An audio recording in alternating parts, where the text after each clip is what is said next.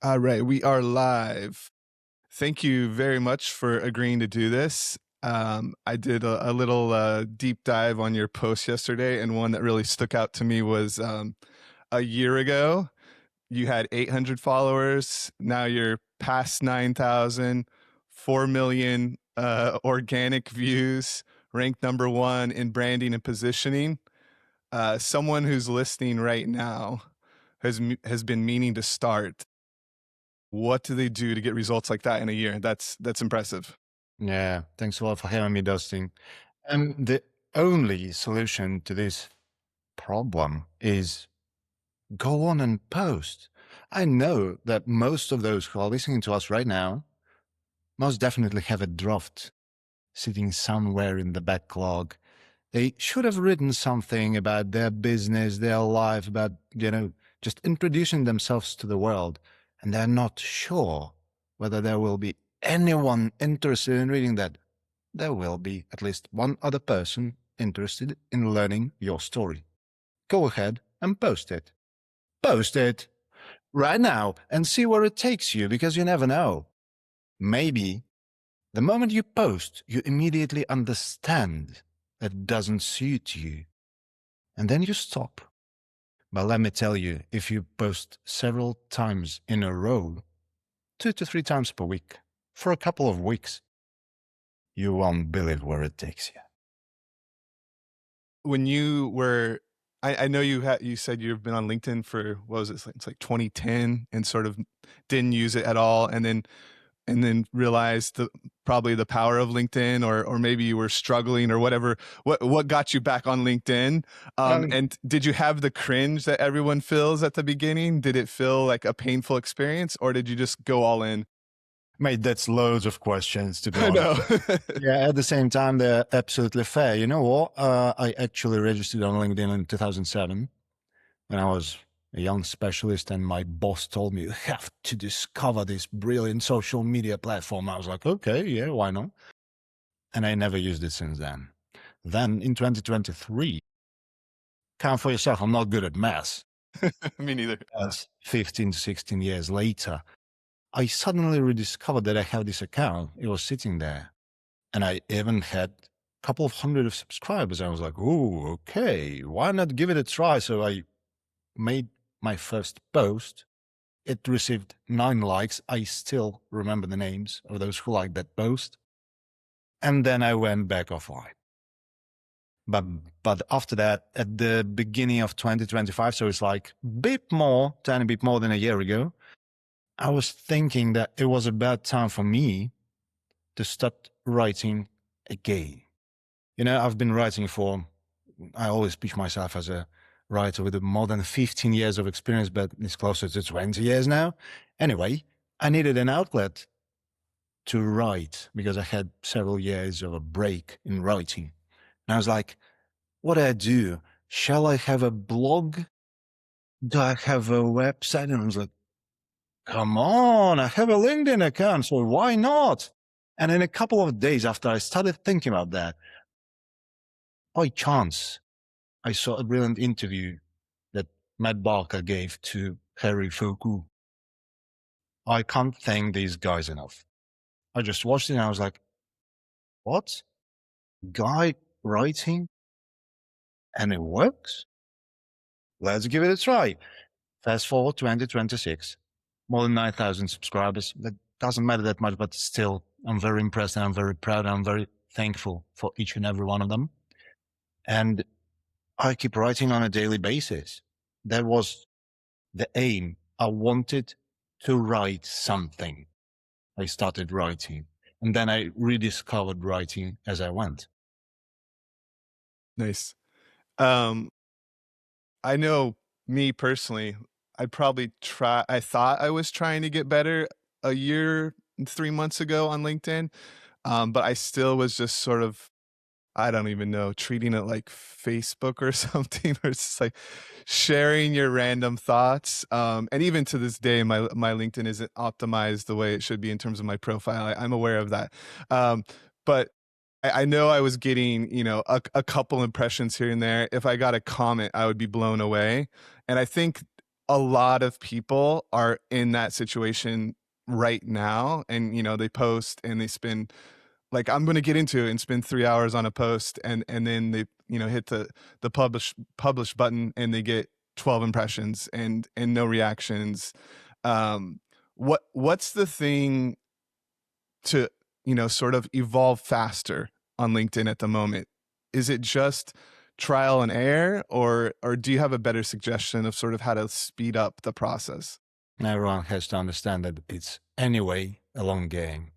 You know, if you talk to any ghostwriter, to any LinkedIn coach nowadays, they will most definitely say that if you want to achieve your results, you will definitely achieve them in the first 3 to 6 months. Everybody says that. I've seen different people, I've heard different stories, and I saw it in my clients as well. A couple of my clients had amazing results after one post only. Then again, last year, I had two clients who were posting relentlessly for more than 6 months, and they still were not happy with the results. It depends volumes on many different things. First of all, you have to understand why you want to do it. So even before you understand that you want to promote your business or any of your businesses, if you have plenty, you have to understand why you want to do it for yourself. As I posted sometimes, you are your number one client. So treat yourself like your best client. Nobody knows you better than yourself. Nobody understands you better than yourself. So clarify, I know this word is overused, come on, but clarity is at the basis of it. You have to understand why you want to do it, what your desired target outcome is. And when you understand this, it is easier for you to have a strategy. I'm going to get a bit ambiguous here, but at the same time, I've had clients who have a proper strategy and didn't need any help in regards of that. But I also had several clients who didn't have any strategy at all. They were like plain zero. We want to do something, but we don't know where to start. And then we start discussing their business, their aims, and then we come around to the strategy. And then again, there's a third tiny group of clients who don't know the strategy, who can't understand who they are, but they just want to begin. Like straight away, I've heard LinkedIn is a magic place. I want to start. And I've had 3 or 5 maybe clients with whom we started this way. They started posting and we built their target audience around what they had to post. So this is a disgusting thing for me to say as a ghostwriter and a marketing specialist, but sometimes doesn't suit everyone, please. But sometimes even if you don't have a strategy, just start posting. You never know where it takes you. You can find your target audience if you cannot clarify it for yourself before you start. And your target audience that you are building via posting will definitely give you the targets that you will be willing to reach a bit later. It's a longer story. It's a much longer journey. But if someone is okay with that, why the hell not? Hmm. I I didn't know this term probably 6 months ago, or maybe I did, I just didn't know a name for it, but content pillars. How does someone identify their content pillars and sort of structure that and brainstorm around that? And by doing that, is that sort of like unlocking the process in terms of making it easier because then you know what you're always writing around, or Correct, correct. This can be an unlock, another overused word, but bear with us, listeners. It could be an unlock, but at the same time, I prefer my take on it as a structure. If you have a structure, it's much easier for you. Always. Structures work everywhere. You have a system, and then it is easier for you to stick to it. Speaking about content pillars, not every single client of mine on a discovery call understands what that is. So I can say that it's your main topics, your main vectors, or whatever you call them. But these are 3 main things, 2 to 4, but mainly 3 main things that your content shall be tied to. So when I was starting out, I'm full on ADHD since my early childhood, so I had to have a system from the get go. So I started with my content pillars and my strategy, obviously. So my content pillars, all of them, are neatly tied to public presence and writing. That's it. Yeah, the reason I originally reached out to you is I felt like I knew you through your posts. I think that's sort of Thank you. the people that I enjoy following and interacting with on LinkedIn. They are really good at just being themselves, and there's like an honesty there. And it's not, you never feel like you're being sold to. They're just telling their success stories, their stories. And I think that most people that are doing really well and I think have like a positive interaction with LinkedIn sort of treat it as just like a way to do that, what you do, it's just consistently it's sort of like being on repeat, but being really good about it. So yeah, I just wanted to give you a compliment on that. Your posts are excellent. Thanks, mate. Thank you very much. But actually, I can tell you that my content plan, I figured it out as I went as well. I had a system. I didn't struggle that much with it because I understood that I have a system. I have to keep close to it, as close as possible. But then again, as I went in about half a year after I started posting for myself, I understood that I needed at least one post per week where I will take a break. And there can be a case study, there can be a hint of how to work, there can be um, an interesting story about my client. But then again, I understood that I was posting 7 to 9 times per week in 6 months. And I was like, I definitely need another outlet within my writing outlet. So I decided to give it a go, and I started posting tiny stories of my childhood every Friday, just because outside of my scope, nothing to do with my business, nothing to do with my specialization, just stories about my childhood. I'm not gonna lie, I love my family. I still remember all my great grandmothers and grandfathers, and I wanted to write about them. Simple as that. To tell the lessons that they taught me. And it worked. And the fun thing is that last December, and mind you, December is considered kind of dead month on the platform because everyone's putting the finishing touches on their years and whatnot.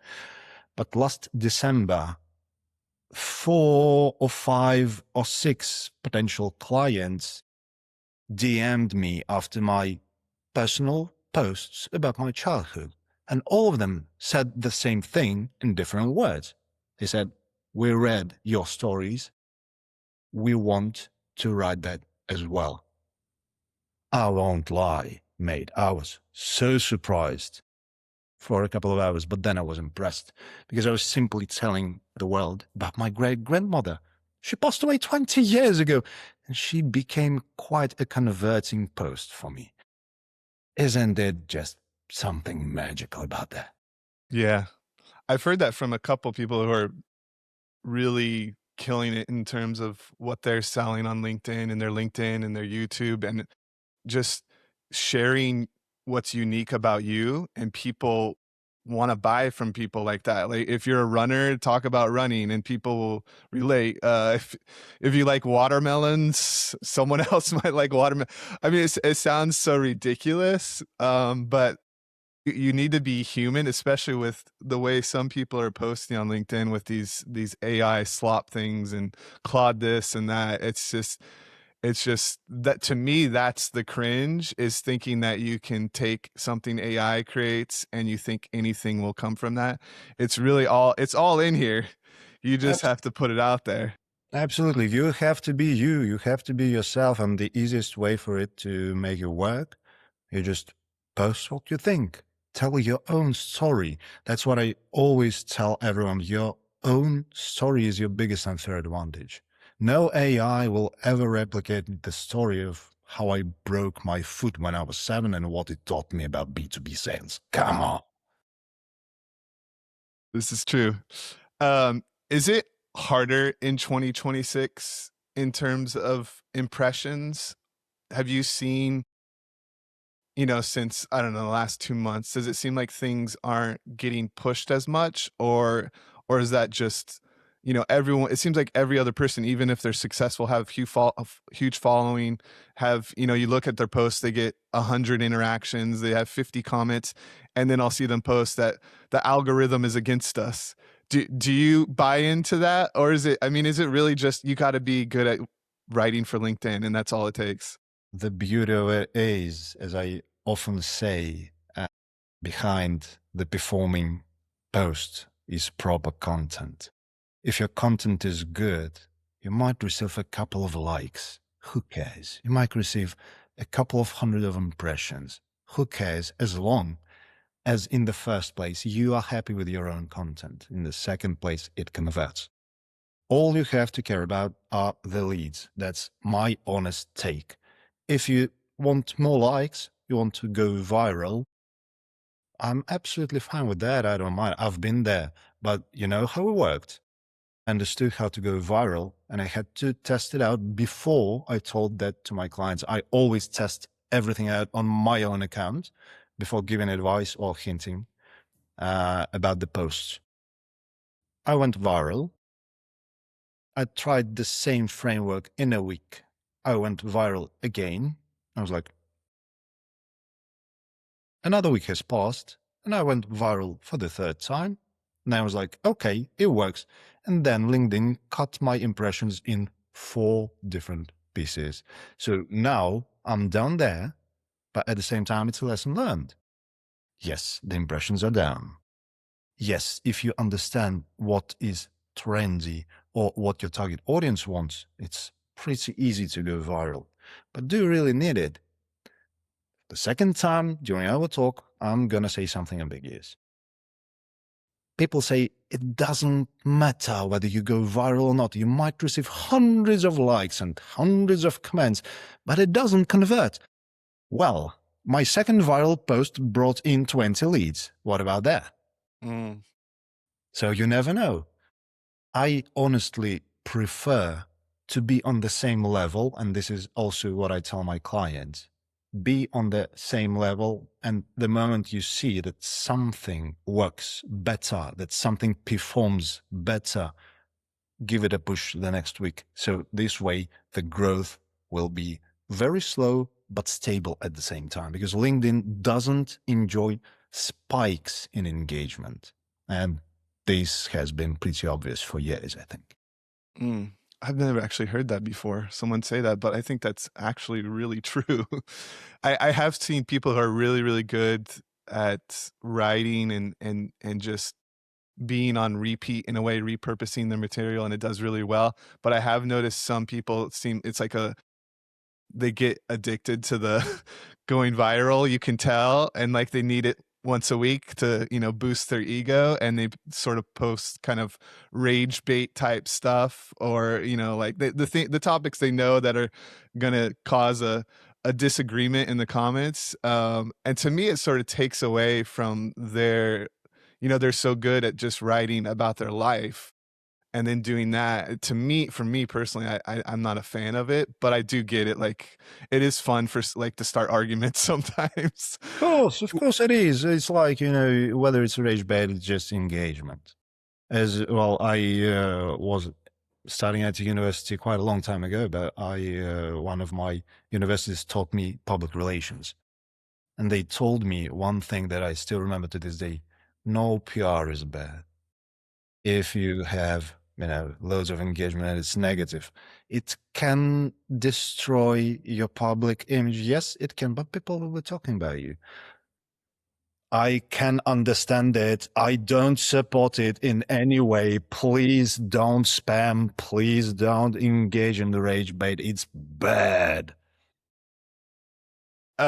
Is there anything, I think for people too that are struggling for, anything to really resonate and their posts kind of flop every time, is there anything in terms of outreach that you recommend to your clients that they can do to sort of surpass the algorithm and have, effectiveness in what they're selling or the person they're trying to reach? Do you do any of that, or are you just more on the ghostwriting end? I'm definitely more on the ghostwriting end, but then again, I always give my advice and I teach them lessons that I've learned myself recently. Um, Outreach on LinkedIn is becoming sometimes much more important than proper posting. So imagine, that's what I used to say. Uh, Imagine you are the next Van Gogh. You paint a beautiful canvas and then you hang it on on your wall in your living room. Who's gonna see it? If you want to keep it to yourself, I don't have a problem with that. It's up to you. But at the same time, if you want the people to understand that you are the next Van Gogh, show them your work. And on LinkedIn, you can literally go to their places, their accounts, and tell them what you do. I'm not talking about pitch slapping because I absolutely hate it. But if you use commands for relevant information that also is tied closely to your business, why the hell not? Every single comment, every single like, every single post is a brand touch point. And you're wasting your time not doing that. And I see your comments all the time in my feed, so I know that. Sorry, mate. No, they're usually enjoyable, so that's fine. But I know that definitely helps. It's like certain people that I've interacted with. It's like if you interact with the DMs, then you never not see their comments. This seems like the case. Or anyone I've done a podcast with, then I can't not unsee their interactions on LinkedIn. But luckily, everyone I've talked to is really enjoyable, and I like their approach with things, like yourself. So no problem there. Completely out of the ghostwriting realm, I want to quickly finish on. So you're the co-founder of Game Analyze. Absolutely. So I have a 5-year-old. Is that how would that is that something you just do for fun just to see if there's issues, or is it something where like, oh, he might have issues and we use I obviously I didn't have time to deep dive on your company, but how does the game work? It works in a pretty simple way. And oh my God, mate, you're our ICP. It works in a very simple way. We have a fun and safe game on a mobile phone that a kid plays for about 15 minutes. And during these 15 minutes, we track the attention, reaction, focus, etc., 8 different parameters. So when the kid plays, we gather the data. On the back end, we analyze it and we can understand whether the kid has struggles or not. We track the behavioral patterns of the children. And this way, the parents of the kids can understand whether the kids needs help or it's fine. To put it in simple words, in a couple of minutes, that's about it. But I can go on for hours about that, of course. um, so we'll finish there. Is there anywhere that you would like to direct any of our audience? Is it just to your LinkedIn, or have them check out a website? Is there anything you want to promote? The promotion is simple. I'm super ADHD, but I'm hyper concentrating. That's why I only have one social media outlet, and that's LinkedIn. So you can find me on LinkedIn by my name and my surname. All right, we will have the link in the description below. Check him out, and thank you again very much for this. It was an excellent talk. Thank you very much for having me, Dustin, and see you online. See ya.